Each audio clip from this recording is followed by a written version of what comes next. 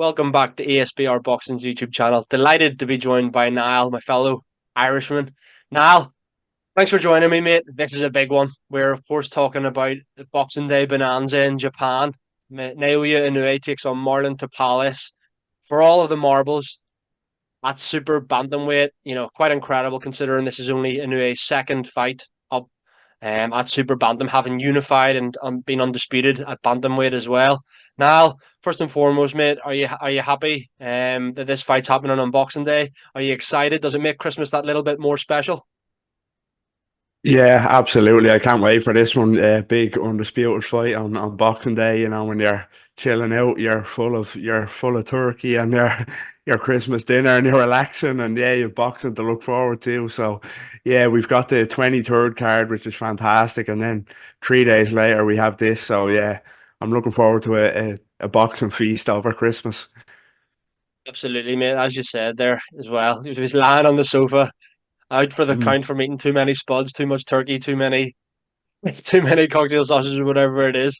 And yeah, enjoying some afternoon boxing, which is always a good thing about when NAOYA fights really in Japan. It's middle of the week, and it's around lunchtime as well. So it's 3 days. Everyone's a winner, especially for us over here, in our time zone. But yeah, well, just kind of obviously this is a video centered around betting tips and kind of our predictions and best bets for the fight now. But I just kind of wanted to ask you before we get into that, just your general thoughts on the fight. Obviously, you're looking forward to it, I'm sure, the same as me. But what's your general thoughts on it when the fight got announced, as the fight's drawn near? What are your general thoughts on the fight and perhaps what we could see? I think I remember filming this video with yourself when it was announced first, and filming a breakdown video with the other lads, and it's hard to kind of talk about this fight and not sound kind of almost disrespectful to Marlon Tapales, but it's not like that. Tapales is a great fighter.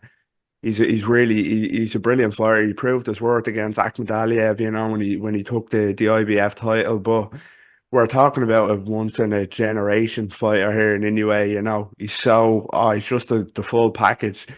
And, uh, I think a lot of people don't think that he's going to be even kind of tested until he moves up weight classes.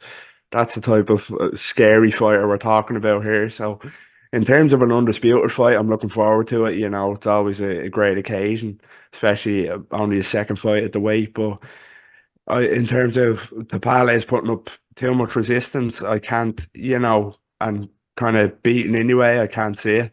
But there's no shame in that.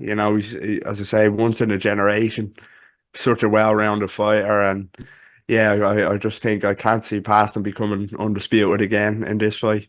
And only a second fight at the weight. I'm still shocked after what he did to Stephen Fulton. So yeah, the Palace, I think he is a top fighter, but I can't see past anyway in this one. But I am looking forward to seeing the fight. It's always a special occasion when Inoue fights. Absolutely, mate. You've hit the nail on the head there. Couldn't put it better myself. I think it's interesting you mentioned the Stephen Fulton fight there, and I wasn't 100% confident, obviously, in my prediction, but I had a sneaky suspicion Fulton could maybe cause an upset there, given the fact that he was the undefeated fighter going in as well. He was the reigning champion and had looked really good at the weight, beating the likes of Brandon Figueroa, who's obviously moved up, who then moved up, and I was like, do you know what? Stephen Fulton has a chance against Inoue, but did he even win a round? Not really. Barely threw any punches. Inoue made him look very, very ordinary, which he has a knack of doing. Inoue, there's been so countless elite world level fighters that he's fought, and it's just made them look so basic. And you know what? Could Tapalas be another one of them? Obviously, as you mentioned, a huge performance from him beating Akhmadaliev as the underdog. Maybe odd. He's world champion, I think he's a two or three time world champion, and he's a credible fighter, great fighter, a world level fighter. But then I think we've talked about this before, and maybe Devin Haney might have been an example as well. It's you've got your world level, and then you just got above that at the weight, and I think then even above that you've got your Inoue now. So I Yeah. completely agree with what you've said there, mate. Kind of chatted about the fight, and I think make no bones about it. I think everyone knows what way we're going here. But is there anything in terms of betting and value that's jumped out at you now? Yeah, as I mentioned, I think Ahmed Aliyev Topales is capable.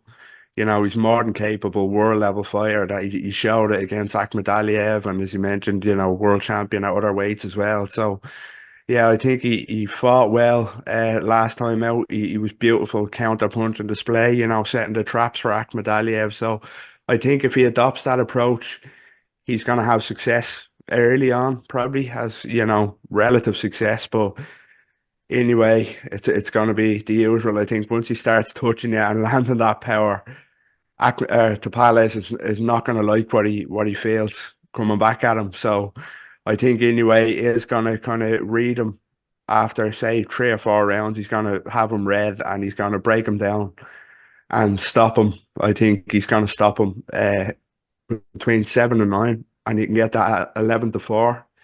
Round 7 to 9. I know a few people think, and I don't know about yourself, that you might stop him earlier, but I just think Papales is more than capable of kind of holding his own for a while. But once that power starts landing, he's nobody's standing up to that at 122 for 12 rounds. So yeah, that's my tip. Round 7 to 9 at 11-4. And anyway, is undisputed champion once again. You know what? I was sitting there for a second thinking he's Niall's going to say exactly the same thing as me here. We're going to be doing the video just to clarify. We didn't know each other's tips before this, Mm. but luckily we are a little different. You mentioned there yours is 7 to 9. I've also gone in favor of INOUE, which comes as no surprise.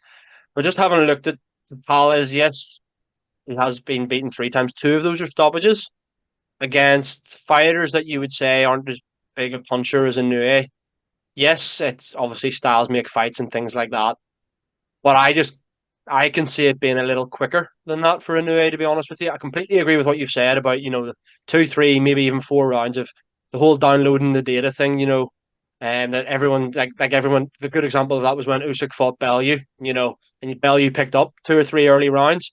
But let's be honest, we all knew the writing was on the wall. He was just downloading the data. Usyk, I think with INOUE, he'll do that for 2 or 3 rounds, and then it'll come soon after that. So I'm going to go same price as you, 11-4, but slightly earlier for rounds 4 to 6. That's I'm seeing price of 11-4. So yeah, we've kind of got all the middle rounds covered really, both at the same value. So yeah, it's clear to see that he's a big favorite here in a to get the stoppage. I think he was, it's odds on to win via knockout. So it's if you're backing him to win via knockout, the value's definitely just in picking a few individual rounds. Just quickly, obviously that is my betting tip, but I thought I'd just maybe highlight some other ones. If you think INOUE will win in the first half of the fight, you're getting odds of 6-4 there. So obviously that's kind of covering the early blast out as well. And then another one which I thought was interesting was under 7.5 rounds at a price of 4-5. So maybe if you're doing, an accumulator from December 23rd, maybe, and it's rolling it into the Boxing Day, you could maybe add that to your accumulator as well, mate. But yeah, not too dissimilar to yourself, but yeah, I think we're both in total agreement, mate, that this fight is ending with INOUE becoming undisputed champion at 122 pounds and lifting all of those belts. And then who knows, mate, we might even be sitting here this time next year with INOUE as an undisputed featherweight champion. Who Mm. knows? Who knows?